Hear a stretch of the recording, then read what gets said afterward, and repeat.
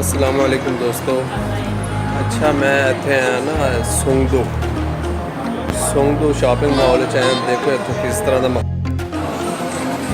अच्छा दूसरे ये है कि ਜਿਹੜੇ लड़के आ रहे होंगे ना उत्तों कोरिया जिन्हें के जरा हो गए होंगे तो उन्होंने ज़्यादातर लड़के मशवरा देंगे यार इतने बड़ी चीज़ा महंगियां ने उत्थों शॉपिंग कर लो।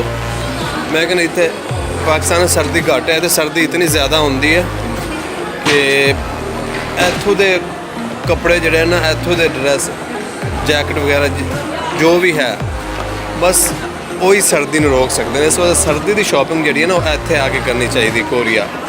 इस वास्ते ज़्यादातर खर्चा नहीं करना, बस इत्थे आके शॉपिंग करनी, बस सिंपल 2-4 इनके 1-2 जीन्स पैंट और शर्टा वगैरह लैके ना बाकी सर्दी की शॉपिंग इत्थे आके जो हुण लड़के आ रहे हैं क्योंकि इत्थे हुण गर्मी सर्दी के कपड़े नहीं चाहिए उन्होंने। सर्दी की शॉपिंग इत्थों आके करनी चाहिए कोरिया च।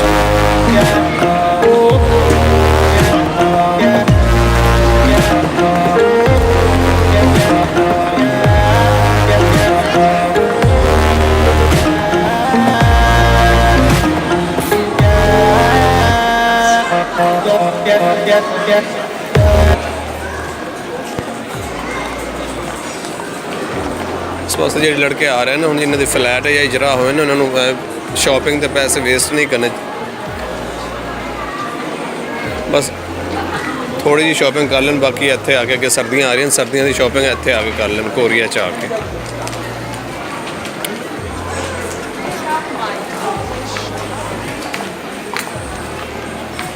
पाकिस्तान का होर स्टाइल है, इन्हों का होर स्टाइल है।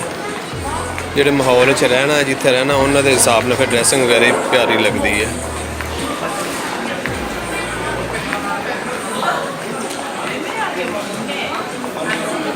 बाकी मजीद किसी ने कोई इन्फॉर्मेशन चाहिए हो, कोई गल पूछनी हो, नंबर है नहीं मेरे नाल राबता करे। किसी ने शॉपिंग के बारे पूछना मेरे को तो मैं इंशाल्लाह उन्होंने ना गाइड कराँगा किस तरह की उत्थों खरीदना चाहिए।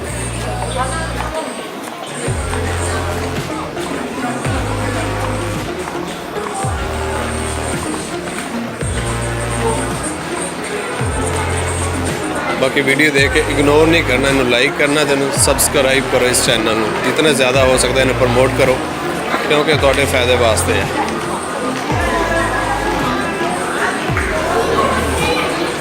बड़ी मेहरबानी, शुक्रिया। मैनू लगी भुख तो मैं हुण कुछ चीज़ खान लगा इत्थे।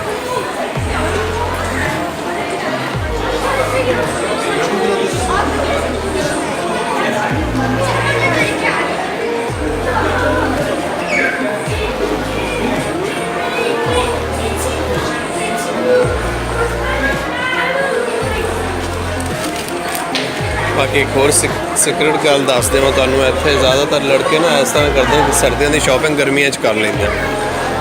जो सर्दियाँ खत्म होने लगे एंड ते उदों इनके वो कपड़े सस्ते हो जाते हैं क्योंकि सीजन खत्म हो रहा होंदा, वो उदों लैके रख लेंगे फिर अगलियां सर्दियों काम आते उदों हाफ प्राइस मिल जाते लोग। फॉर एग्जाम्पल जी लाखों की जैकेट है जो सर्दियाँ खत्म हो रही हैं एंड ते वो तकरीबन मिल जाती है उदों 3-4 मानन की अद्धो फर्क पै जाता। लो जी किंग बर्गर मिल गया तो मैं खान लगा बर्गर। तुसीं अपना ख्याल रखना, इस चैनल को सबसक्राइब करो और इंशाल्लाह मिलते हैं नेक्स्ट वीडियो। ओके अल्लाह हाफिज़। इत्थे लाइन च लगना पैना, लाइन च लग के अपना नंबर लेना पैना, 10 मिनट वेट करनी, वेट तो बाद फिर इत्थे काउंटर पर आके बर्गर मिल जाएगा। ओके अल्लाह हाफिज़।